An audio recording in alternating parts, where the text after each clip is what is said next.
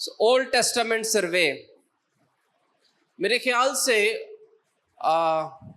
جتنا ابھی تک ہم نے پڑھا ہے، یہ جو وزڈم اینڈ پوئٹک لیکچر ہے، وزڈم اینڈ پوئٹک حصہ جو ہے پرانے عہد نامے کا، یہ باقیوں سے مختلف بھی ہے اور باقیوں سے تھوڑا سا مشکل بھی ہے۔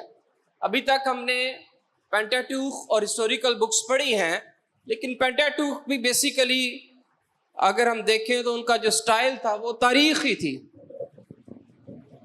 اس وجہ سے چیزیں آسان لگ رہی تھی۔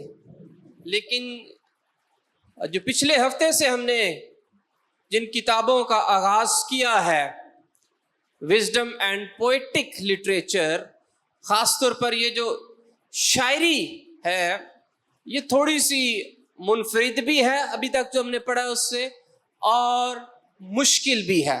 اس لیے آپ نے بڑے دھیان سے اسے اسٹڈی کرنا ہے، پڑھنا ہے، تاکہ کسی طریقے کے ساتھ بھی جو لنک ہم نے بنایا ہے اس کلاس کا وہ ٹوٹے نہ، اور جس بیک گراؤنڈ کے ساتھ ابھی تک ہم پڑھ رہے ہیں، چل رہے ہیں، اس کو ہم برقرار رکھ سکیں۔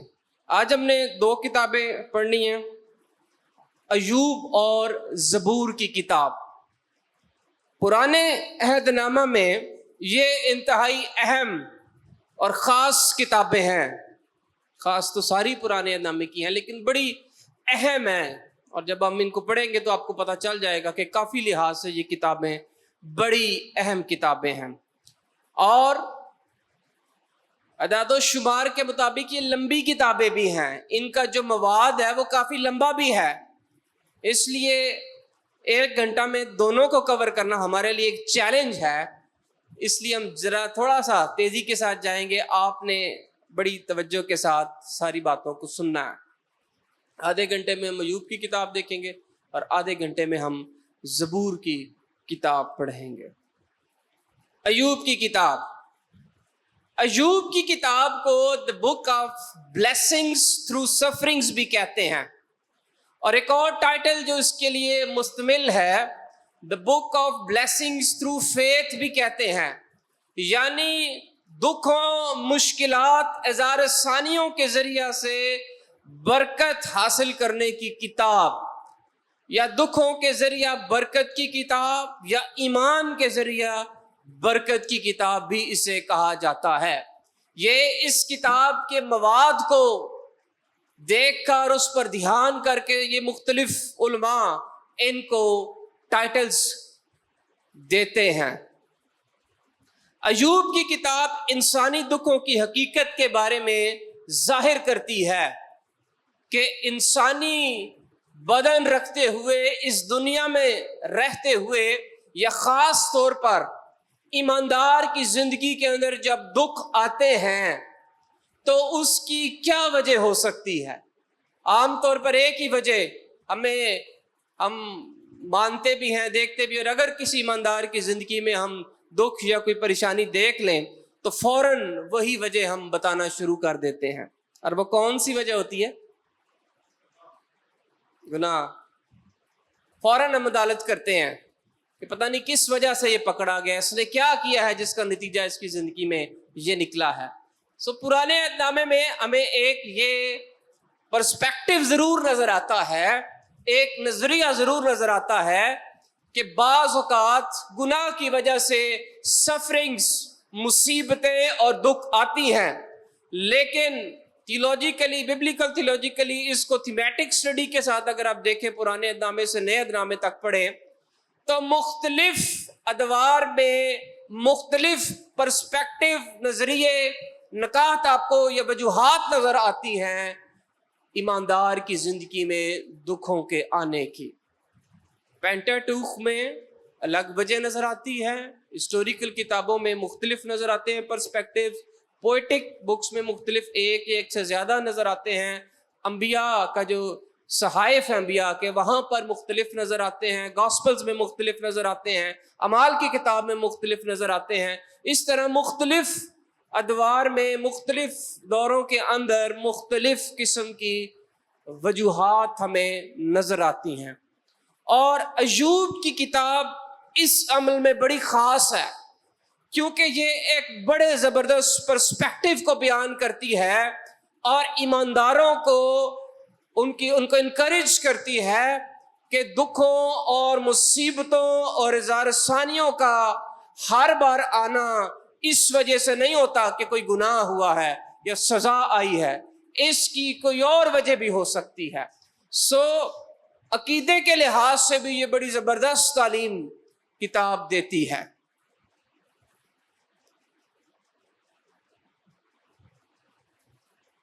یہ کتاب ہمیں سکھاتی ہے کہ ان دکھوں میں ہم کیسے ایمان سے بھری عملی زندگی گزار سکتے ہیں۔ یہ کتاب بڑی خوبصورتی کے ساتھ ایماندار کی زندگی میں آنے والی مصیبتوں کی ایک وجہ کو بیان کرتی ہے، ایک یونیک پرسپیکٹو کو بیان کرتی ہے کہ مصیبتیں اس وجہ سے بھی آ جاتی ہیں۔ بائبل مقدس میں ایوب کی کتاب اپنی نوعیت کی واحد کتاب ہے، یعنی اپنے سٹائل کی ایک واحد کتاب ہے۔ ایک سکالر تھامس کارلائل اس کتاب کے متعلق کہتے ہیں، میرے خیال میں بائبل میں یا بائبل کے باہر ادبی لحاظ سے اس سے بہتر تحریر کوئی بھی دنیا میں موجود نہیں ہے۔ اس کا جو لٹریچر کے حوالے سے اگر بات کریں، تحریر کے حوالے سے بات کریں، اس کی جو ہے وہ سٹائل کے حوالے سے بات کریں، لٹریچر کے سٹائل کے حوالے سے بات کریں، تو وہ کہتے ہیں اس سے بہترین کتاب دنیا میں کوئی نہیں ہے۔ میں نے آپ کو لاسٹ ٹائم بھی بتایا تھا اور اب بھی بتا رہا ہوں کہ ببلیکل اسکالرشپ سے ہٹ کر یا بائبل کے جو شاعر ہوتے ہیں، ببلیکل جو شاعری کرتے ہیں یا اس سے منسلک ہوتے ہیں، ان سے ہٹ کر بھی جو سیکولر لیول، سیکولر دنیا کے اندر بھی جو پوئٹ ہیں، وہ بھی ایوب کی کتاب کو بہت زیادہ اہمیت دیتے ہیں شاعری کے حوالے سے، کہ یہ قدیم ادبی حوالے سے اس کی لینگویج بڑی زبردست ہے اور اعلیٰ پائے کی اور بڑی اعلیٰ معیار کی شاعری اس کتاب کے اندر پائی جاتی ہے۔ یہ کتاب پورے طور پر شاعری کی کتاب ہے، سوائے ابواب جو یہاں پر یہ چیپٹرز لکھے ہوئے ہیں، پہلا، دوسرا، 32ویں باب کی پہلی 6 آیات اور 42ویں باب کی 7 سے 17، ان کے علاوہ یہ پوری ہی بک جو ہے وہ شاعری کی کتاب ہے۔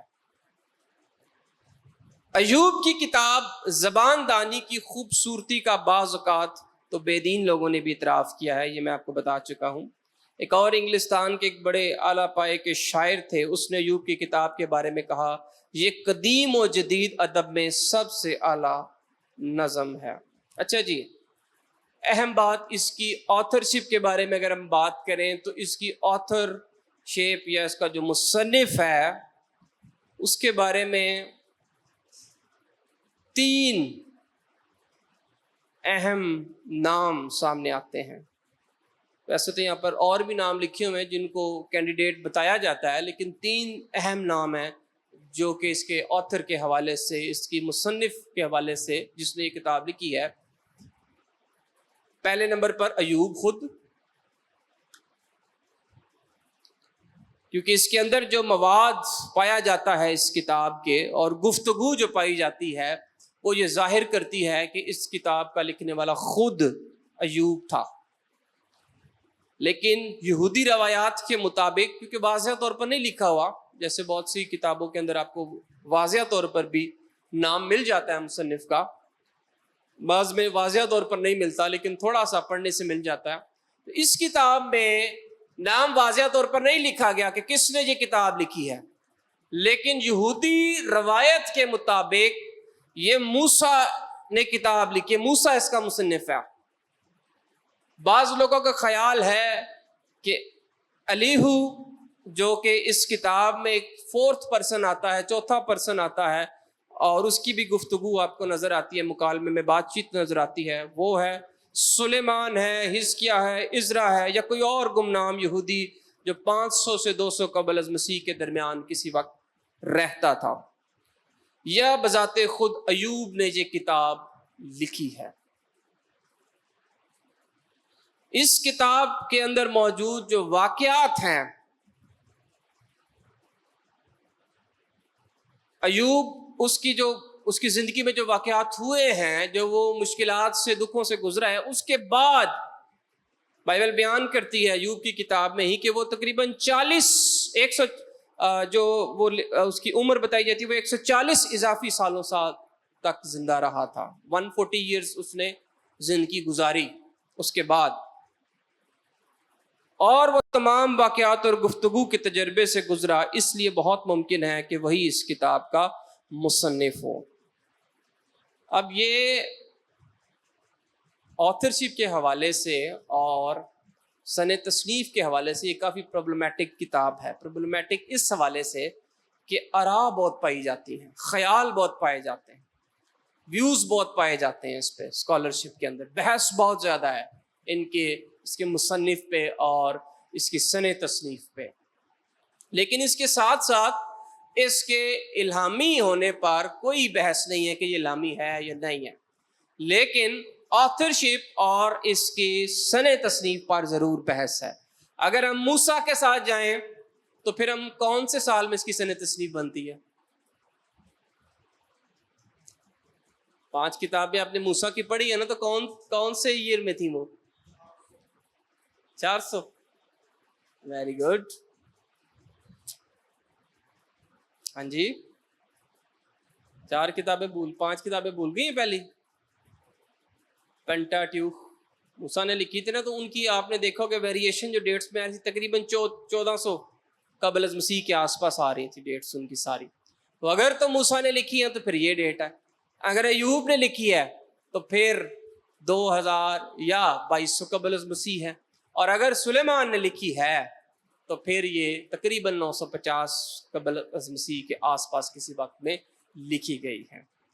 لیکن ہم آگے چل کر دیکھتے ہیں، کچھ دلائل دیکھیں گے جو ہماری سمجھنے میں مدد دیں گے کہ یہ کس دور کی کتاب ہے. ایک تو بات بڑی واضح ہے کہ یہ کتاب جو خدا کا بندہ ابراہیم تھا اس دور کے وقت کی کتاب، اس سے پہلے کی کتاب ہے. کیونکہ اس کے مواد میں اگلی سلائیڈ پہ آپ کو نکات بتاؤں گا جو یہ دلیل بطور ہم دیکھ سکتے ہیں جو یہ ثابت کرتے ہیں کہ یہ قدیم لٹریچر ہے، قدیم کتاب ہے. پیٹریارکس جو جنہیں کہا جاتا ہے یا پیٹریارخل پیریڈ کہا جاتا ہے، پیٹریارکس ان کو بولتے ہیں. خاص طور پر بیبلیکل کانٹیکسٹ میں بات کروں تو ابراہم اور اسحاق اور یعقوب اور اس کے بیٹے، یعنی جو اسرائیل کے لیڈرز تھے ہو گزرے یا جن میں سے اسرائیل کی قوم آئی ہے، ان کو بولتے ہیں پیٹریارکس. تو جو ایوب کی کتاب ہے یا ایوب کے جو واقعات ہیں یہ کب پیش آئے ہیں، یہ اسی وقت میں کہا جاتا ہے پیٹریارخل پیریڈ کے اندر. خاص طور پر ابراہم سے پہلے یہ واقعات ہوئے ہیں کسی دور میں. اگر اس کو ایوب نے لکھا ہے تو پھر یہ سب سے پہلے لکھی گئی کتاب ہے. موسیٰ کا کیوں کہا جاتا ہے کہ موسیٰ نے اس کو لکھا ہے؟ کیونکہ اس کتاب کے آغاز اس کتاب کا ہوتا ہے تو پہلے باب کی پہلی آیت میں اگر آپ پڑھیں گے تو کون سا علاقہ ملتا ہے جہاں پر یہ شخص موجود تھا؟ پڑھیں ذرا، میرے ذہن سے سلپ ہو گیا نام. پہلے باب کی پہلی آیت پڑھے ایوب کی کتاب. اوز کا علاقہ تھا میرے خیال سے، اوز کی سرزمین تھی. یس، یاد آ گیا مجھے، اوز کی سرزمین تھی. اور اوز کی سرزمین بڑی سرزمین ہے، اسپیسیفک ایریا نہیں لکھا گیا کہ کہاں سے اس ایوب کا تعلق تھا. تو اوز کی سرزمین، اوز کے علاقے سے 40 مائلز کے جو ڈسٹینس ہے وہاں پر مدیان تھا. مدیان میں موسیٰ 40 سال تک رہا ہے. موسیٰ 40 سال تک رہا ہے. تو اس لیے کہا جاتا تھا، یہودی روایت کیوں وہ مانتے ہیں کہ موسیٰ نے لکھی ہے، کیونکہ ان کے مطابق وہ 40 سال وہاں پر رہا. اسرائیل کو ملک مصر کی غلامی سے نکالنے سے پہلے جب وہ فرعون سے بھاگا تھا اور اسرائیل کو اس نے لے کر جانا تھا، اس کے درمیان جو 40 سال کا عرصہ وہ کہاں پر تھا؟ مدیان میں تھا. اور Midian was very near to Uz کی سرزمین. تو اس لیے اس کو اس واقعات کے بارے میں کافی کچھ علم تھا یا اس سے وہ واقف تھا، کیونکہ وہ اس سے پہلے ابراہم سے بھی پہلے وہ واقعات ہو چکے تھے. تو ممکن ہے جو اس نظریے کو مانتے ہیں کہ موسیٰ نے اس کتاب کو قلم بند کیا ہے، وہ یہ کہتے ہیں کہ ممکن اس وجہ سے ہے کہ وہ 40 سال وہاں پر رہا ہے تو وہ اس نے یہ کتاب لکھی ہوگی۔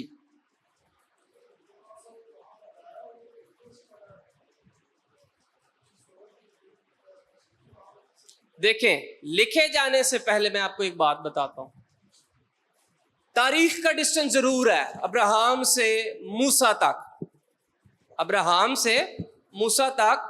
سوال انہوں نے اچھا کیا ہے کہ ایک ڈفرنس ہے بہت زیادہ، تو انہوں نے اس کتاب کو کیسے لکھ لیا یا ان کتاب کو کیسے جانا؟ دیکھیں، پیدائش کی کتاب جو ہے اس کے پہلے تو بات یہ ہے، اگر روحانی عالم سے ہم بات کریں تو الہام ہے، الہام خدا لکھوا لیتا ہے جیسے بھی لکھوایا۔ لیکن اگر اب ہم ایویڈنسز کے بارے میں بات کریں یا تھوڑا سا ہم ایکیڈیمکس کے اندر آئیں، تو خدا نے ابراہم سے پہلے تخلیق بھی لکھوائی ہے اس سے، تو وہ بھی اس سے بہت پہلے کا واقعات درج ہے، لیکن وہ بھی اس نے لکھے ہیں۔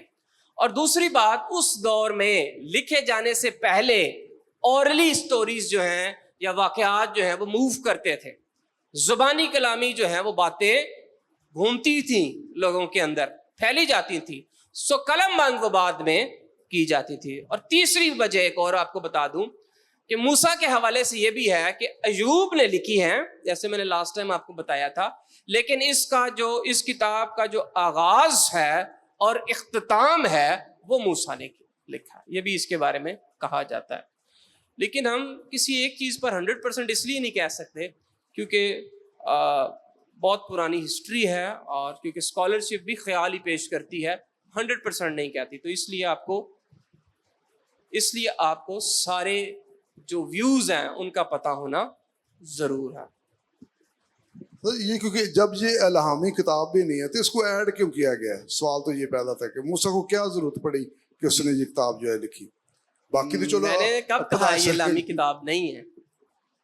میں نے تو نہیں کہا، میں نے کہا الہامی ہونے پر کوئی مسئلہ نہیں ہے۔ نہیں، بالکل آپ نے بتایا ہے کہ یہ الہامی کتاب نہیں ہے، یہ تو بتایا کہ میں نے نہیں بتایا یہ نہیں ہے، میں نے کہا ہے میں نے یہ کہا ہے کہ اس کی آتھرشپ پر بحث ہے، میں نے یہ کہا ہے اس کی سنِ تاریخ پر، سنِ تصنیف پر بحث ہے، لیکن اس کی الہامی ہونے پر کوئی بحث نہیں، یہ میں نے بات کی ہے۔ اچھا نہیں، آپ کا کیا مقصد ہے کہ یہ الہامی ہے؟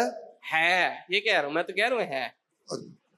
میرے خیال کا مطلب الہامی نہیں ہے، یہ ٹھیک ہے، صحیح ہے کہ اس میں خدا کا یعنی کہ یوں کا ذکر ہوا ہے، اس میں دکھ آئے ہیں، خدا نے کہا بھی ہے۔ آپ یہ کہہ رہے ہیں کہ یہ کتاب الہامی نہیں ہے؟ میرے خیال ہے کہ اندر تو یہ کوئی الہامی کتاب نہیں ہے، یہ تو دیکھو بہت دیر پہلے کی لکھی گئی، پیدائش سے بھی پہلے کی بک ہے یہ۔ اگر یہ کتاب الہامی نہیں ہے تو پھر یہ بائبل کی 66 کتابوں میں کینن میں کیوں ہے؟ میرا سوال آپ سے۔ یہ تو اگر دیکھا جائے تو یہ کیتھولکلی دیکھی جائے تو وہ 6 بکس جو ہیں وہ بھی الہامی نہیں ہے۔ وہ کیتھولک والے تو چلیں علیحدہ ایک ہے، آپ انہیں مانتے بھی نہیں، آپ انہیں اپاکریفل بکس کہتے ہیں، وہ اپاکرفا کی بکس ہیں۔ لیکن جو 66 کتابیں ہیں، 66 کتابوں کو تو مانتے ہیں یہ خدا کا کلام ہے، اور کینن میں ایسا کوئی بھی، کینن کے نکات آپ پڑھیں اس میں ایسا کوئی قانون نہیں ہے، کوئی شک نہیں ہے کہ اگر کوئی کتاب بہت پہلے لکھی گئی ہے تو وہ ڈسکوالیفائڈ ہو جائے گی، وہ الہام نہیں ہوگی۔ یہ تو آپ کا شاید ذہن کہہ رہا ہے کہ ایسے نہیں ہو سکتا، لیکن ہم نے دیکھنا ہے کہ، اور یہ آپ نے ایسی بات کی ہے کہ یہ میں تو اپنی رائے دے رہا کوئی ہوں، اسکالر یا کوئی ویو نہیں پایا رہا۔ جاتا کہ ایوب کی کتاب الہامی نہیں ہے۔ ایک اور آپ کو بات بتاتا ہوں، سلیمان کو کیوں کہا جاتا ہے کہ اس کا آتھر ہے، یا سلیمان کے حوالے سے کیوں کہا جاتا ہے؟ کیونکہ سلیمان کے دور کے بعد کیا ہونے والا تھا؟ اسرائیل اسیری میں جانے لگا تھا، 2 سلطنتوں میں تقسیم ہو کر۔ تو کہا یہ جاتا ہے، جو یہ مانتے ہیں، یہ تھوڑا سا کمزور نظریہ ضرور ہے سلیمان کا کہ سلیمان نے لکھی، تو کہا یہ جاتا ہے چونکہ یہودی اب اسیری میں جانے لگے تھے، وہ اب غلامی میں جانے لگے تھے، یعنی دکھوں اور مصیبتوں میں جانے لگے تھے، تو اس لیے یہ کتاب اس وقت لکھی گئی تاکہ ان کو یہ بتایا جا سکے، ان کو حوصلہ دیا جا سکے کہ خدا مشکلات اور دکھوں میں بھی اپنے لوگوں کو بحال کرتا ہے۔ لیکن مجھے ایک جس پر آبجیکشن لگتا ہے، یا جو مجھے نہیں لگتا کہ یہ سلیمان نے یہ اس دور میں یہ اس وجہ سے لکھی ہوگی، وہ یہ ہے کہ دونوں کا سیاق و سباق بڑا فرق ہے۔ ایوب اپنے گناہوں کی وجہ سے نہیں اس پر مصیبتیں آئی تھیں، لیکن جو یہودی تھے یا اسرائیلی تھے ان پر اپنے گناہوں کی وجہ سے آئی تھی. تو اس لیے مجھے یوں لگتا ہے، یہ نظریہ ٹھیک لگتا ہے کہ ایوب نے لکھی. ایک ہوتا ہے، دیکھیں، ایک ہوتا ہے آتھر، ایک ہوتا ہے ایڈیٹر. ایک ہوتا ہے آتھر، ایک ہوتا ہے ایڈیٹر، جو کہ ہم نے ابھی زبور کی کتابیں پڑھوں گا وہاں بھی آپ کو بتاؤں گا. ابھی چلیں اب ڈسکشن ہو رہی ہے، بتاتا ہوں. آتھر ہوتا ہے جس نے لکھا ہے، ایڈیٹر وہ ہوتا ہے جو اس کی پھر کانٹ چھانٹ کرتا ہے. یا اگر زبور کے بارے میں ہم بات کریں تو 1000 سال میں مختلف زبور مختلف اوقات میں لکھے گئے ہیں، لیکن پھر کسی نے ان کو، جو ایڈیٹر تھا وہ مصنف نہیں تھا، انہوں نے ان کو ایک کتاب کی شکل میں تشکیل دیا ہے. عزرا نے یا جس نے بھی، ہمیں نہیں پتا، کینڈیڈیٹ عزرا ہی بتایا جاتا ہے زیادہ طور پر. سو ایڈیٹر اس کتاب کا موسیٰ لگتا ہے، لیکن اس کے اندر جو ڈائلاگ ہے وہ ہمیں اس سے پتہ چلتا ہے کہ یہ ایوب ہے. ایک اور وجہ یہ بھی ہے ایوب کی، کیونکہ کہا یہ جاتا ہے یہ اسی دور میں لکھی گئی، ایوب کے دور میں، کیونکہ اس کے اندر جو پیچیدہ شاعری ہے یا پیچیدہ مکالمے ہیں وہ اتنے عرصے تک یاد رکھنا، پریزرو کرنا بڑا مشکل تھے اس دور میں. تو کہا جاتا ہے کہ یہ اسی ٹائم ساتھ یہ اس کے بعد کسی نیئر بائی ٹائم میں ایوب نے اس کتاب کو لکھا ہے. یہ جسلا کہ ایسے لگتا ہے یہ ایک افسانہ ہے. ہاں اسے سبق ضرور ملتا ہے، لیکن جتنا ایوب نے سفر کیا ہے میرا خیال ہے کہ ایک عام انسان جو ہے وہ برداشت نہیں کر سکتا. وہ تو میرا خیال ویسے ہی مر جائے گا جو کچھ اس کے ساتھ ہوا ہے. سبق ضرور ہمیں ملتا ہے، یہ بات نہیں کہ نہیں ملتا، مگر یہی ملتا ہے کہ ہمیں ہر حال میں صبر کرنا چاہیے اور خدا پہ توکل رکھنا چاہیے، بھروسہ رکھنا چاہیے. دیکھیں، کچھ کتابیں پرانے عہد نامے میں ایسی ہیں جن کو کہا جاتا ہے، انہوں نے خیال تو پیش کیا لیکن اس میں ایک بڑی اچھی زبردست بات آپ کو بتاؤں. جیسے یونا کی کتاب ہے، ٹھیک ہے، یہ وہ بک ہے جنہیں کہا جاتا ہے یہ افسانے ہیں، خیال ہیں. ہمارے پاکستان میں تو خدا کا شکر ہے اس بات پر بحث نہیں ہوتی. آج انہوں نے سوال کیا ہے کہ یہ الہامی نہیں ہے، لیکن ہم مانتے ہیں کہ 66 کتابیں الہامی ہیں، ٹھیک ہے.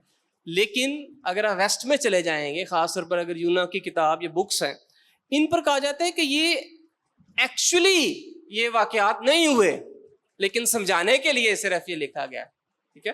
اس پر بحث ہے. ایک اسکالرشپ کا ویو کہتا ہے نہیں ہوئے ہیں، دوسرا کہتا ہے نہیں ہوئے نہیں ہیں، یہ صرف سمجھانے کے لیے بیان کیا گیا ہے، ٹھیک ہے.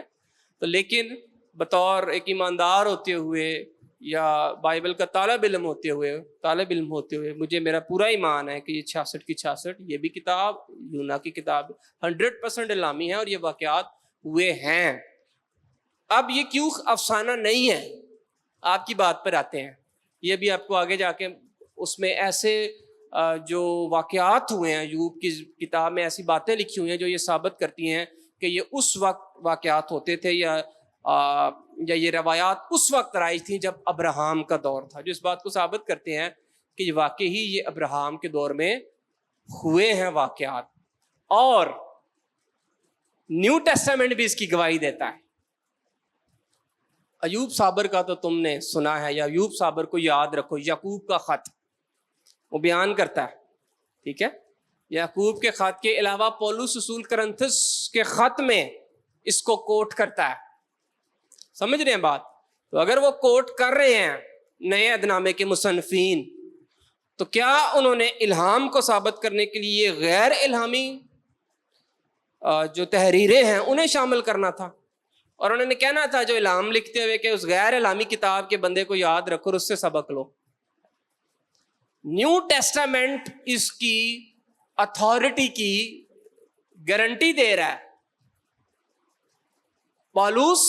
پالوس کے بعد میں نے آپ کو یعقوب کا بتا دیا. یعقوب کا خط زیادہ وضاحت کے ساتھ کہتا ہے کہ ایوب کا تو تم نے سنا ہے، یا ایوب کا اس طرح کی آپ کو ورڈنگ مل جائے گی جس کا میننگ آپ کو ظاہر ہوتا ہے. تو اس لیے یہ کتاب 100% الہامی کتاب ہے، اس پر کوئی دو رائے نہیں ہے. ٹھیک ہے جی، آگے بڑھتے ہیں. اچھا جی، سن تصنیف اور اس کی اسٹراسٹی کے بارے میں بات کریں گے. اکثر علماء کا یہ نظریہ ہے کہ ایوب نے ابراہام کی پیدائش سے پہلے زندگی گزاری ہے. اب اس میں آپ کو ریزنز بھی مل جائیں گے کیوں. اس صورت میں ایوب کی کتاب کے واقعات ابراہام سے پہلے ہوئے. بہت سی ایسی وجوہات ہیں جن کی بنا پر ایوب کو، یہ تاریخ نہیں ہے تاریخ ہے، یہ درست کر لیجئے گا، میں درست کر کے بھیج دوں گا. تاریخ کہ اس حصے سے منسوب کیا گیا ہے. اول اس کتاب میں صاف ذکر نہیں کہ وہ یہودی تھا. کچھ پوائنٹس ہیں جن پر ہم غور کریں گے. صاف ذکر نہیں ہے کہ وہ یہودی تھا. مجھ سے بہت کلاسوں پیچھے اگر ہم چلے جائیں 7-8 کلاس پہلے سسٹر نے ایک سوال بھی کیا تھا کہ جو ایوب تھا یہ ہم نے سیکھا ہے, انہوں نے مجھے کہا کہ سیکھا ہے کہ یہ غیر قوم سے تھا, جنٹائل تھا. تو اس ٹائم بھی میں نے بتایا تھا, اب آپ کو بھی بتا رہا ہوں کیونکہ اب ہمارا ٹاپک چل رہا ہے, کہ ابھی تو خدا نے ابراہم آیا ہی نہیں, اس کو چنا ہی نہیں, تو یہودیت کا آغاز تو نہیں ہونا تھا. تو اس وقت یہ قومیت سے پہلے بس خدا اور انسان کے ریلیشن سے لوگ چلتے تھے. تو اس لیے اس کے بارے میں لکھا نہیں ہے کہ یہودی ہے یا قومیت کی کوئی بات چیت ہمیں نظر نہیں آ رہی, جس سے یہ ظاہر ہوتا ہے کہ یہ کسی ایسے دور میں لکھی گئی ہے کہ جب یہودیت کا کانسیپٹ نہیں تھا. دوسری بات, اس میں خروج اور موسوی شریعت, خاص طور پر موسوی شریعت کا کوئی قانون یا کوئی بات اس سے ریلیٹڈ نہیں ہے. ٹھیک ہے, واقعی نہیں ہے کہ ہے. پڑھیے کتاب, ہے کہ نہیں ہے؟ نہیں ہے نا, ہے. ایک مجھے نظر آیا ہے, کہتے سارے ہیں نہیں, لیکن مجھے ایک مل گیا پڑھتے پڑھتے. وہ کیا کرتا تھا, لکھا سوختنی قربانی گزرانا کرتا تھا اپنی اولاد کے لیے. تو سوختنی قربانی ہمیں کہاں سے نظر آتی ہے؟ کہاں کا قانون ہے؟ شریعت کا. لیکن یہ یاد رکھیں, سوختنی قربانی شریعت کے دینے جانے سے پہلے بھی رائج تھی. خدا نے کس نے دی تھی پہلے سوختنی قربانی پیدائش کی کتاب میں؟ کاہن نوح جب کشتی سے وہ باہر نکلا تھا تو واضح طور پر وہاں پر لکھا ہوا ہے قربانی کا کہ وہ کون سی قربانی اس نے گزرانی؟ سوختنی قربانی گزرانی. یعنی خدا نے بعد میں اس کو قانون میں شامل کیا ہے, لیکن وہ ایگزسٹ پہلے کر رہی تھی. اور صرف یہی نہیں, بہت سی باتیں جو آپ کو موسوی شریعت میں ملتی ہیں وہ کلچرلی روایتی طور پر ان میں موجود تھیں باتیں. ٹھیک ہے, تو سوختنی قربانی کا یہاں پر ہمیں ذکر تو ملتا ہے, تو اس کا مطلب یہ نہیں ہے کہ شریعت اس کتاب میں ہے. شریعت کا ہمیں کوئی قانون حکم ہمیں اس کتاب میں آپریٹ کرتا ہوا نہیں نظر آتا, لیکن باقی کسی نہ کسی کتاب میں ہمیں کوئی نہ کوئی حکم مل ہی جاتا ہے. جیسے ہم نے آستر کی کتاب دیکھی تو وہاں کچھ نہیں ملا, تو ہمیں روزہ تو مل ہی گیا ہے کہ جو وہ آبزرو کرتے تھے. اس لیے اس کتاب کو کہا جاتا ہے کہ ابراہیم سے پہلے کے دور میں لکھی گئی. پھر اور چیز جو ہمیں واضح کرتی ہے, اس سمر میں بالکل واضح ہے کہ ایوب اپنے خاندان میں کہانت کی خدمت سر انجام دے رہا تھا. پہلے باب کی 5ویں آیت, قربانیاں گزرانتا تھا. اور اس قسم کا جو خاندانی کہانت ہے وہ ہمیں ابراہیم کے دور میں رائج نظر آتی ہے, یعنی اس دور کے اندر ایسا ہوا کرتا تھا. پھر جو دولت کے وہ ویلدی کتنا تھا, وہ کتنا رچ تھا, اس بات کو ثابت کرنے کے لیے جو اندازہ لگائے. آج اگر کسی کو دیکھنا ہو کہ وہ دولت مند کتنا ہے تو بلینز میں اس کی بلین ڈالرز میں اس کی کیا بتائی جاتی ہے, اس کی بینک بیلنس یا اس کی جتنی وہ مالک ہے اس دولت کا وہ بتایا جاتا ہے. اس دور میں مال مویشیوں سے یہ بتایا جاتا تھا کہ اس کے کتنے مال مویشی ہیں. جو اس کی ویلتھ ہے یا اس کی دولت ہے, اس کو بھی جو بیان کیا جا رہا ہے وہ اس کے مویشیوں اور دیگر جانوروں سے کیا گیا ہے. ٹھیک ہے, اور یہ خیال بھی ابراہیم کے دور میں پایا جاتا تھا, اس لیے کہا جاتا ہے کہ یہ اس دور کی کتاب ہے. ایوب تقریباً 200, یہاں پر 200 لکھا ہے لیکن اس کی کیلکولیشن میں ایک بک میں پڑھ رہا تھا, 210 سال تک, اس سے بھی زیادہ وہ زندہ رہا ہے, کیونکہ 140 سال تو اس کے ریوائیو ہونے کے بعد اس نے زندگی گزاری. اور کہا جاتا ہے کہ تقریباً 70 سال کا یہ تب تھا جب اس پر یہ واقعات ہوئے. تو ملا کر تقریباً اپروکسیمیٹلی, ٹھیک ہے, اپروکسیمیٹلی کا جب آ جاتا ہے یہ تقریباً کا تو اندازہ ہوتا ہے, 100% شو نہیں ہوتی. تو یہ تقریباً 210 سال کی اس نے عمر گزاری ہے. تو یہ جو ٹائم فریم, اتنی زیادہ عمریں کب ہوا کرتی تھی؟ اسی دور میں آپ پیچھے جائیں گے تو تب بھی ہوا کرتی تھی, اس سے پہلے. بعد میں تو پھر ریڈیوس ہوتے ہوتے آپ کو عمریں کم نظر آتی ہیں. تو اس لیے بھی کہا جاتا ہے کہ یہ کتاب ابراہیم سے پہلے کے دور میں لکھی گئی ہے, اس کے واقعات پہلے ہوئے ہیں. جہاں تک اس کتاب کا سن تصنیف کا تعلق ہے, علماء نے 2100 قبل از مسیح سے لے کر 200 قبل از مسیح تک بہت سی ڈیٹس پیش کی ہیں. لیکن دو زیادہ امپورٹنٹ ہیں، تین بیسیکلی. ایک یہ جو پہلی 1800 سے 2100 قبل از مسیح جس میں ایوب سے منسلک کیا جاتا ہے، پھر موسیٰ جو کہ 1440 قبل از مسیح بیان کی جاتی ہے، اور پھر سلیمان جو کہ 950 قبل از مسیح میں. ان تینوں ڈیٹس میں سے کسی ایک ڈیٹ میں یہ کتاب لکھی گئی ہے. پرپس اینڈ میسج، وجہ تحریر اور پیغام. اس کتاب کا مقصد خدا کے عدل و انصاف سے متعلق حکمت عملی، یعنی خدا کی جو پالیسیز ہیں ان کو جاننا ہے، انصاف سے ریلیٹڈ، خاص طور پر ایماندار کی زندگی میں مصیبتوں دکھوں کے حوالے سے. اینڈریو ہل اور جان والٹن کے مطابق، یہ اولڈ ٹیسٹمنٹ کے اسکالرز ہیں، یہ تحقیق ہمیں دو اطراف کی طرف، ٹو ڈائریکشنز کی طرف لے جاتی ہے. یہ دونوں نقطے ان کی کتاب سے لیے گئے ہیں. دو مقاصد ہیں. ایوب پہلے باب کی 9 سے 11 آیت میں شیطان کی گفتگو کا مطلب ہے، یہ بتاتے ہیں کہ وہ جو گفتگو کرتا ہے کہ اگر تو وہ باڑ ہٹا دے یا اپنا ہاتھ ان پر سے ہٹا دے، پھر پتہ چلے گا کہ ایوب کس قدر صابر ہے یا راست باز ہے، یا وہ والی ساری جو ڈسکشن ہے اس کے متعلق یہ لکھا ہوا ہے 9 سے 11 آیت. جو شیطان کا جو انٹینشن نظر آتا ہے یا اس کا پوائنٹ آف ویو نظر آتا ہے، وہ یہ نظر آتا ہے کہ ایماندار کو راست بازی میں مضبوط کرنے کے لیے خدا کی راست باز کو برکت دینے کی جو پالیسی ہے کہ وہ بلیس کرتا جا رہا ہے اور وہ اس کے ساتھ جڑا ہوا ہے. ایوب اس کے رسپانس میں وہ کہتا ہے، اس کے اسکالرز کہتے ہیں کہ اصل میں شیطان کی وہ کہتے ہیں کہ یہ درست نہیں ہے، اور اس لیے وہ کہتا ہے کہ تو اٹھا کر تو دیکھ، پھر پتہ چلے گا کہ وہ وفادار ہے یا نہیں ہے. کیونکہ برکت کے عوض لوگ راست باز ہونے کی کوشش کرتے ہیں. خیر اس دور کو چھوڑ دیں، یہ آج کے دور میں بھی ایسے ہی ہے.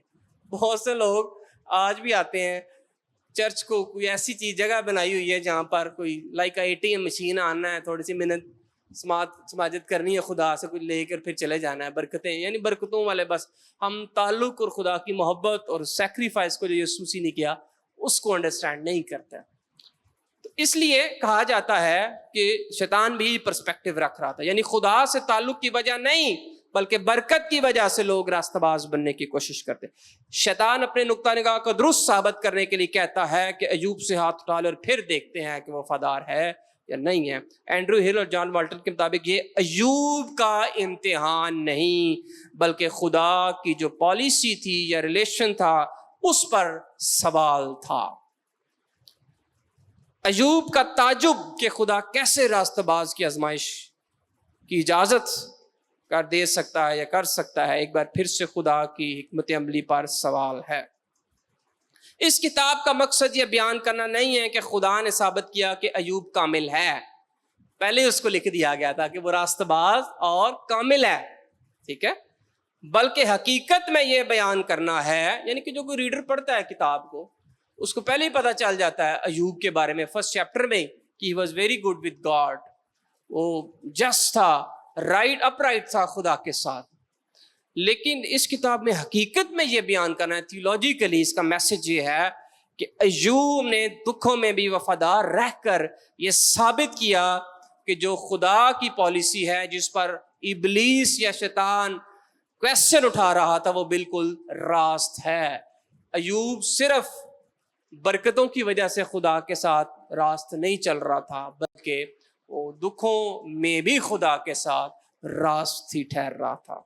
اس کتاب کا پیغام بڑا واضح ہے کہ خدا اپنے لوگوں کو برکت دینے کی حکمت عملی بالکل درست ہے. اس کے لوگ حالات کی بنا پر وفادار نہیں رہتے جو حقیقی لوگ ہوتے ہیں، بلکہ خدا سے محبت اور تعلق کی وجہ سے وفادار رہتے ہیں.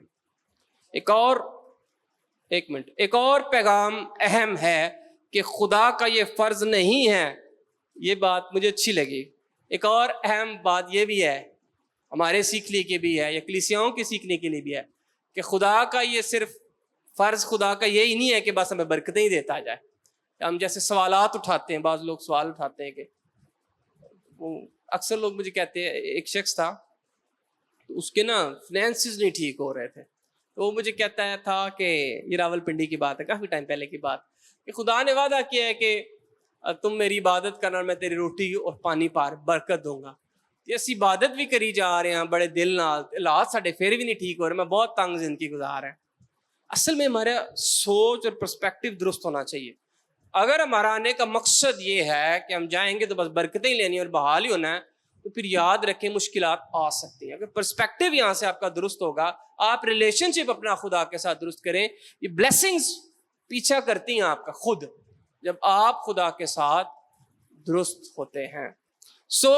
یہ ایک اور اہم پیغام دیتی ہے کہ خدا کا ہر بار یہی فرض نہیں ہوتا کہ آپ کو برکت ہی دے. ٹھیک ہے, ہمیں ہر حال میں خدا کی مرضی اور اس کا منصوبہ جاننے کی ضرورت ہے. اور مجھے جو بائبل میں نظر آتا ہے, نیو ٹیسٹامنٹ میں بھی نظر آتا ہے, یہاں پر بھی خدا کے لوگ جو پہلے خدا سے دور تھے وہ آرام میں تھے, اور خدا کے ساتھ اور کام کرنے کی وجہ سے ان پر مصیبتیں اور دکھ بڑھنا شروع ہو گئے ہیں. اور اس کے بالکل اپوزٹ آج کی کلیسیاں تلاش کرتی ہیں کہ خدا میں آنے کے بعد وہ یہ ڈھونڈنا شروع کر دیتی ہیں کہ ہماری زندگی شاید بالکل درست ہو جائے گی. ایماندار کی زندگی یہ ایک حقیقت ہے, ریالٹی ہے کہ دکھوں سے بری, اور خدا بالکل یہ نہیں کہتا کہ کبھی تم دکھوں میں پڑو گے ہی نہیں, بلکہ یہ وعدہ ضرور کرتا ہے کہ پڑو گے لیکن خدا تمہارے ساتھ کھڑا ہوگا. ذرا جلدی کریں, 20 منٹ رہ گئے. ایک سوال ہی چھوٹا سا جی سر, یہاں سے یہ ایک بات ثابت ہو گئی کہ جتنا یہ ایوب نبی جو ہے کامل اور راست باز شخص تھا, اسی حساب سے اس نے اپنی بیوی کی بات نہیں مانی جس نے کہا کہ خداوند کی تکفیر کر اور مر جا, لیکن آدم نے فوراً بیوی کی بات مان لی اور گناہ میں گر گیا. ایک سب لیسن تو ہے اس میں, کمپیریزن کیا جا لیسن ہے, سکتا ہے. اطلاق کر سکتے ہیں آپ. اچھا جی, ایوب کی کتاب کا خاکہ یہ آپ خود دیکھ لیجئے گا, ٹائم کم ہے. 5 اہم باتیں. اہم مضامین کیا ہیں جی؟ 2 اہم مضامین ہیں اس کتاب کے اندر. نمبر 1, خدا کی حکمت, انصاف اور خود مختاری. خدا کی لامحدود حکمت, انصاف اور خود مختاری جیسے الہی اوصاف پر اس کتاب میں خاص زور دیا گیا ہے. یعنی زور اس بات پر دیا گیا ہے کہ خدا خود مختار ہے, وہ جو چاہے جس طرح سے چاہے آپ کو لے کر, آپ کی زندگی کو لے کر چل سکتا. آپ اس کو باؤنڈ نہیں کر سکتے کہ کسی جو آپ نے تھیولوجی بنا لیا, آپ نے سوچ بنا لیا کہ اسی طرح ہی وہ رہے گا. آپ کو خدا کی مرضی کو اور اس کے پلانز کو سمجھنے کی ضرورت ہے. عہد قدیم کے دوسرے کلیدی موضوعات مثلا عہد, وفاداری, رحم کے برعکس اپوزٹ, ہمیں ان موضوعات کے لیے بھی خدا کا شکر کرنا چاہیے جو اس کتاب میں موجود ہیں, جو ہمیں یہ پرسپیکٹو بتاتے ہیں کہ سفرنگز کیوں آتی ہیں, کیونکہ یہ ہمیں خدا کی ذات کے بارے میں مزید بتاتے ہیں. دوسرا اہم مضمون جو اس کتاب میں ہمیں نظر آتا ہے وہ انسانی مصیبت یا دکھ جو آتے ہیں, خاص طور پر راست بازوں کے بارے میں کانٹیکسٹ میں بات کریں گے, اس کا بھید کیا ہے. یہ کتاب, یہ مضمون بھی بڑا اہم ہے اس کتاب میں کہ راستہ باز کیوں مصیبت اٹھاتے ہیں. یسوع مسیح کے علاوہ غالباً ایوب پر ایک ہی دن میں سب سے زیادہ مصیبتیں نازل ہوئیں ادر دین جیسس کرائسٹ. خدا نے ایوب کی زندگی میں یہ مصیبتیں نازل ہونے دیں تاکہ خدا کے ساتھ اس کی رفاقت گہری ہو جائے. ایوب کی کتاب ایک بڑا کلیدی اور بڑا زبردست لائف اپلیکیشن آج کے حوالے سے ہمیں جو دیتی ہے کہ اگر ہماری زندگی میں ہارڈ شپس ہیں, مصیبتیں اور دکھ بھی آ رہے ہیں یا اعزار آسانیاں بھی آ رہی ہیں, تو یاد رکھیں یہ خدا کے منصوبے کا حصہ بھی ہو سکتی ہیں. ہم بعض اوقات کہتے ہیں کہ یسوع کے نام سے ختم ہو جائیں, بلکہ آپ اس کا پرپز فائنڈ کریں کہ خداوند اگر ہے تو کیوں ہے, مجھے اسٹرینتھ دے کہ میں ان کا مقابلہ کر سکوں اور ان سارے حالات میں تیری مرضی کو جان سکوں. ٹھیک ہے, تو یہ جاننا بڑا ضروری ہے کیونکہ تھیولوجی آف سفرنگز ایک پورا سبجیکٹ ہے جو ہمیں بتاتا ہے کہ ان کا ایماندار کی زندگی میں, ایون کہ پولس رسول لکھتا ہے کہ جو سفرنگز ہیں یہ بیسیکلی خدا کا فضل ہے, یہ فضل ہو گیا کہ ہم اس کے نام کی خاطر دکھ اٹھائیں. ٹھیک ہے جی, مزید اس کتاب میں بہت مواد ہے, ہمیں ایک کلاس لینی چاہیے تھی لیکن ہم نہیں لے سکتے, ہم نے اور کتابیں بھی پڑھنی ہیں, اس لیے جو ضروری چیزیں تھیں وہ میں نے لکھی ہیں. بہت اس پر اور بھی اس کے مواد کے بارے میں بحث ہو سکتی ہے. سامز یہ ایک اور بہت بڑی کتاب ہے, اس پر تو 2 گھنٹے بھی ہم سیکھتے رہیں تو شاید کچھ چیزیں رہ ہی جائیں گی, لیکن فوراً سے ہم جلدی سے دیکھتے ہیں جو اہم چیزیں. زبور کی کتاب کو دعا اور پرستش کی کتاب بھی کہتے ہیں. عبرانی متن یا عبرانی بائبل میں اسے ستائش کے گیت کہا گیا ہے, اور یونان یعنی اس کا ٹائٹل جو دیا گیا ہے, اور یونانی یعنی سیپٹوجنٹ ترجمے میں اس کو زبور کا مجموعہ کہا گیا ہے.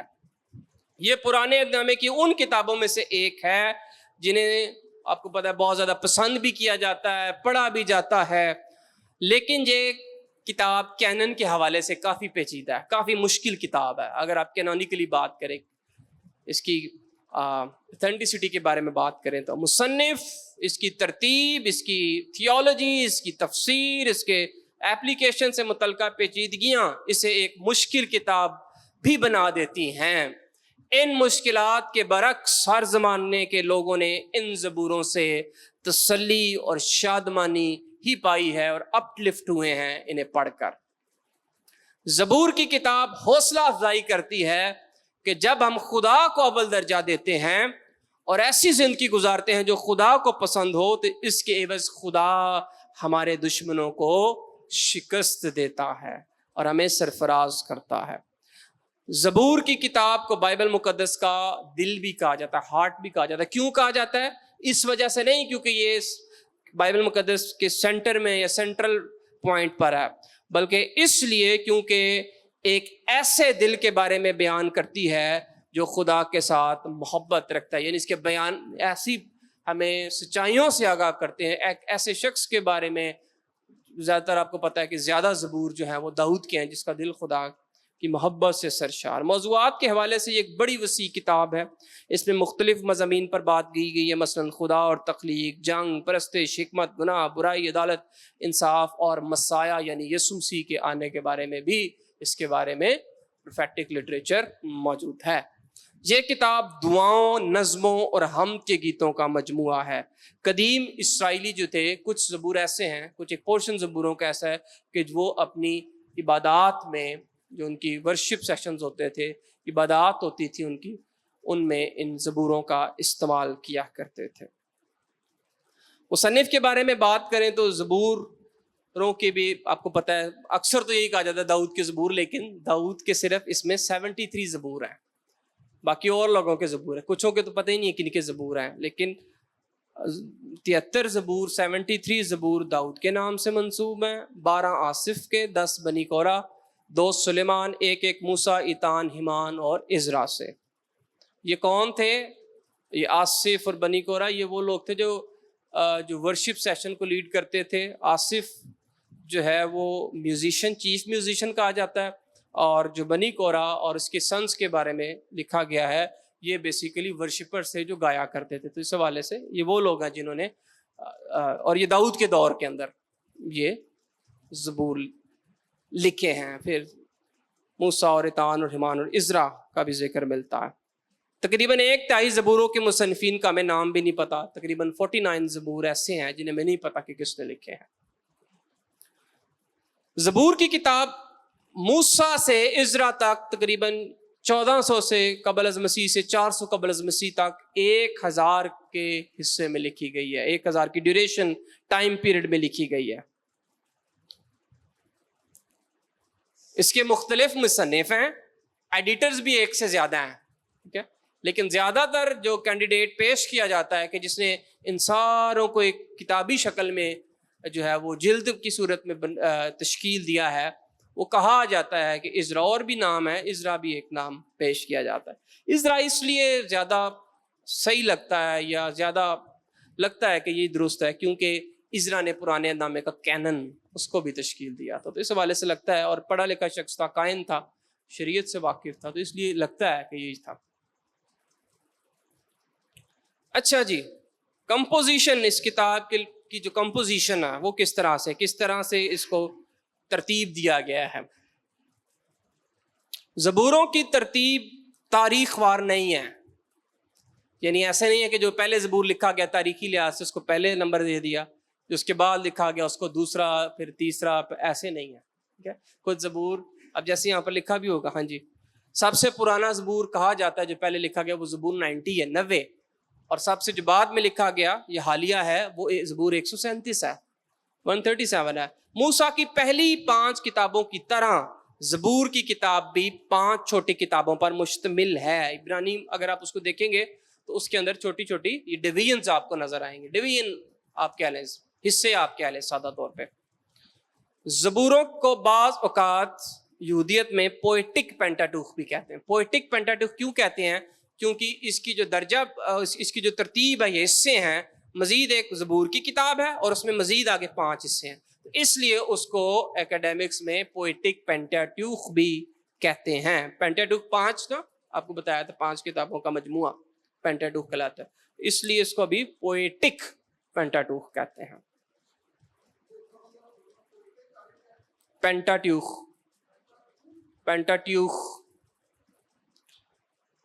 پہلی 5 کتابیں.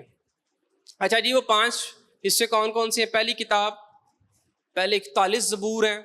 پیدائش کی کتاب کی طرح آپ دیکھنا بڑی اس میں مماثلت آپ کو نظر آئے گی، سملیرٹی نظر آئے گی پہلی 5 کتابوں سے.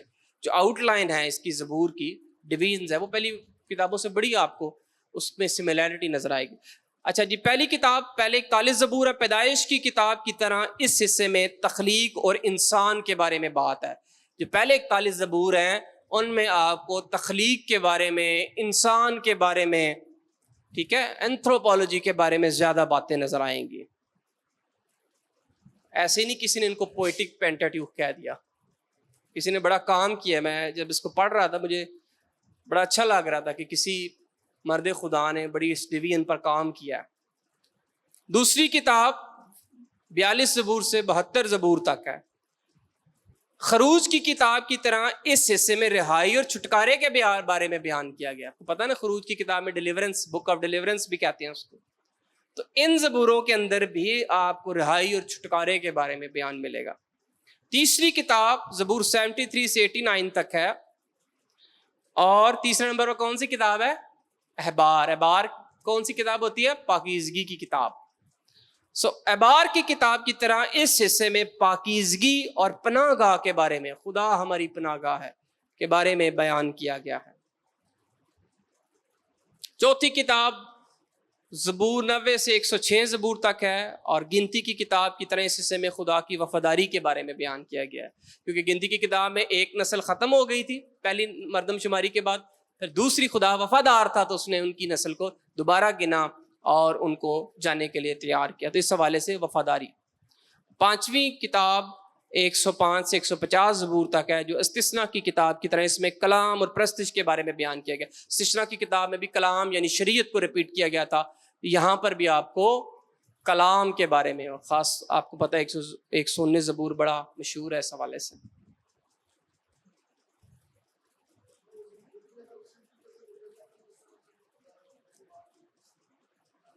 یہ ایک ترتیب، ہاں یاد کرنے میں ڈویژن میں آسانی ہوتی ہے. آپ کو ایک آؤٹ لائن، جب آپ زبور کی کتاب پڑھنے لگیں گے، کوئی بھی کتاب پڑھتے ہیں آپ اس کا تعارف پڑھیں نا پہلے، تعارف کے بعد اس کی آؤٹ لائن ضرور دیکھا کریں. ایک بگر آپ کو پکچر مل جاتی ہے کہ اچھا جو میں پڑھنے لگا ہوں ان ابواب میں یہ بیسیکلی بات ہوگی، پھر اس میں جائیں آیت بآیت پڑھیں. اس طرح آپ کو سمجھنے میں آسانی ہوگی. بغیر تعارف پڑھے، بغیر آؤٹ لائن پڑھے ایسے ہی پڑھتے رہیں گے تو پھر آپ گم ہو جائیں گے، آپ کو سمجھ نہیں آئے گی. خاص طور پر اب آپ اولڈ ٹیسٹامنٹ میں آپ کو انکریج کروں گا ضرور پڑھیں.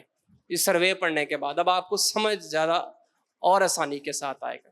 پڑھنے کا طریقہ آپ ایسے کریں، 5 ڈویژنز میں نے آپ کو پڑھائی ہیں پرانے نامے کی. ایک دن آپ پڑھیں موسوی شریعت کی کتابیں، منڈے کو، مثال دے رہا ہوں، ٹیوزڈے کو پڑھیں. یہ میں نے اپنے پروفیسر سے سیکھی اور میں نے اس کا اطلاق اپنی زندگی میں کیا ہے. اب یقین کریں بڑا اچھا سمجھ آتا ہے. منڈے کو مثال کے طور پر میں نے موسوی شریعت پڑھی ہے، ٹیوزڈے کو میں نے تاریخی کتب میں حوالہ پڑھا ہے، وینسڈے کو میں نے پوئٹک لٹریچر کا پڑھا ایک ترتیب کے ساتھ، پھر انبیاء جو ہیں میجر اور مائنر پروفٹس اگلے 2 دن، اس طرح پھر منڈے کو وہ 2 دن نیو ٹیسٹمنٹ پڑھ لیا. اس طرح آپ کی کتاب بھی جلدی ختم ہوں گی اور آپ کو سمجھ بھی آئے گی جو آپ نے اولڈ ٹیسٹمنٹ میں پڑھی ہے. آپ موسوی شریعت پہ 6 ماہ لگا دیں گے، تاریخی لٹریچر پر آئیں گے، آپ کو وہ باتیں نہیں یاد ہونی جو میں نے بتائی ہیں، پھر آپ کو مشکل ہوگی. اس لیے اس طرح سے پڑھیں. ٹھیک ہے جی. آگے ٹائپس آف سامز کون کون سی ہیں، زبور کی اقسام کتنی ہیں. مختلف رائٹرز مختلف اقسام اور زیادہ بنتی. میں آپ کو 8 جو میجر ہیں اور زیادہ مانی جاتی ہیں وہ بتانے لگا ہوں، کچھ زیادہ بھی بیان کرتے ہیں. اچھا جی، کچھ مسیانک سامز ہیں یعنی مسیح سے متعلق زبور جو یسوع مسیح کی آمد کے بارے میں بیان کرتے ہیں. کچھ توبہ سے متعلق زبور ہیں جو ریپنٹنس کے بارے میں پینیٹینشیل سامز انہیں بولتے ہیں، جو توبہ کے بارے میں بیان کرتے ہیں. پھر کچھ تواریخی زبور ہیں، ہسٹوریکل سامز ہیں. یہ وہ زبور ہیں جو اسرائیل کی تاریخ کے بارے میں بیان کرتے ہیں اور ان کی تاریخ سے کیا سبق ہم نکال سکتے ہیں یہ بیان کرتے ہیں. پھر کچھ ہیلیلویا سامز ہیں. ہلیلویا بیسیکلی اس کی پروننسیشن یا ہیبرو ورڈ ہے. یہ وہ زبور ہیں جن کا اختتام ہیلیلویا یا خداوند کی ستائش سے ہوتا ہے. اس کو بھی ایک ڈویژن کے طور پر لکھا جاتا ہے. پھر ملامت کرنے والے کچھ ہیں. اچھا یہ پھر مسیانک یہ لکھا ہوا ہے، یہ غلط ہے، یہ میں ٹھیک کر کے بھیج دوں گا. ملامت کرنے والے کچھ زبور ہیں، یعنی ایسے زبور جو کہ دشمنوں پر ملامت کرتے ہوئے نظر آتے ہیں.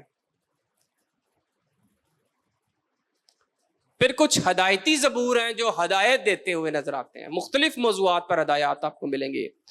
کچھ پھر شکر گزاری اور ستائش سے متعلق آپ کو زبور ملتے ہیں، thanks giving and praise psalms. اچھا آخری جو ہے نا یہ تھوڑی مشکل ہے، یہ میں نے پچھلی بار بھی آپ کو بتائی تھی. الفابیٹک یا ایکروسٹک سامز، یہ وہ ہوتے ہیں جو کہ اردو اور انگلش میں تو ہمیشہ انگلش میں شاید مل جائیں، اردو میں نہیں ملتے. عبرانی متن میں خاص پر جو الفابیٹیکلی آرڈر میں لکھے جاتے ہیں، الف بیت، میں نے بتایا تھا نا لاسٹ ٹائم آپ کو، یہ وہ والے زبور ہیں.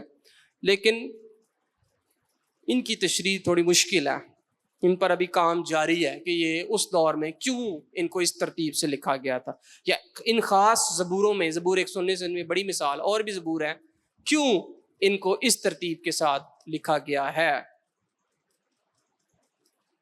اچھا جی آخری چیز اہم مضامین ہے. بدلے اور انتقام کا قانون کیا ہوتا ہے؟ کافی دفعہ میں آپ کو بتا چکا ہوں، کافی بکس میں ہمیں ملا ہے، ان کتاب میں بھی. کیا ہوتا ہے؟ ہاں اگر خدا کے ساتھ وفادار رہو گے تو برکتیں ملیں گی، اور اگر بے وفا ہو جاؤ گے، نافرمان ہو جاؤ گے، تو پھر کرسز آپ کی زندگی کے اندر آ جائیں گی. تو یہ ایک پرومیننٹ تھیم ہمیں زبور کے اندر نظر آتی ہے. زبور کی کتاب زبوروں کے اندر، مختلف زبوروں کے اندر نظر آتی ہے. پھر بادشاہت کے بارے میں نظر آتا ہے کہ بادشاہت کا کووننٹ، ان کا عہد کیسے بنیں گے، وفاداری کیسے وہ قائم رہیں گے، خدا کس طرح سے انہیں خدا کے ساتھ اپنا تعلق بنائے رکھنا ہے. یہ بھی آپ کو ایک اہم مضمون لکھنا ہے، کیونکہ داؤد کون تھا؟ خود بادشاہ تھا. اس حوالے سے داؤد سے منسلک زبور آپ کو اس ٹرمینالوجی کے اندر بھی ملیں گے. اور ایک اور اہم تھیم جو ہمیں نظر آتی ہے وہ قدرت اور تخلیق کے بارے میں نظر آتا ہے، نیچر اور کریشن.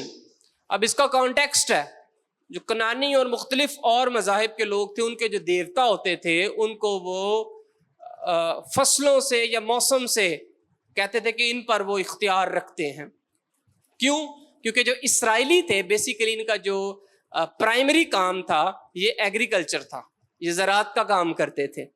اس لیے اور جو مختلف آس پاس کی قومیں تھی وہ بھی زیادہ تر یہی کام کیا کرتی تھی.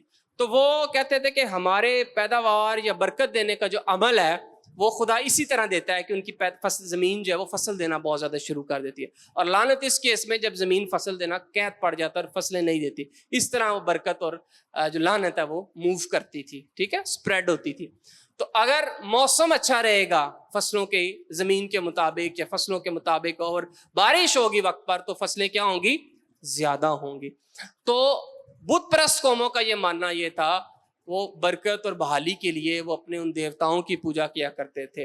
تو ان زبوروں کے اندر خدا کی قدرت کو نیچر اور کریشن سے اوپر بیان کیا گیا ہے، اس بات کو ثابت کرنے کے لیے کہ جو بائبل کا خدا ہے یا جو یہودیوں کا خدا ہے وہ باقی بت پرست قوموں کے دیوتاؤں سے بڑا منفرد اور اتم اور حقیقی خدا ہے. ہاللیلویا. تو یہ زبور کی کتاب بیان کرتے ہیں، اور بھی بہت کچھ زبور کی کتاب میں موجود ہے جو ہم ڈسکس کر سکتے ہیں، لیکن سروے کے حوالے سے اتنا کچھ کافی ہے. کوئی کویسچن؟ Last 2 minutes.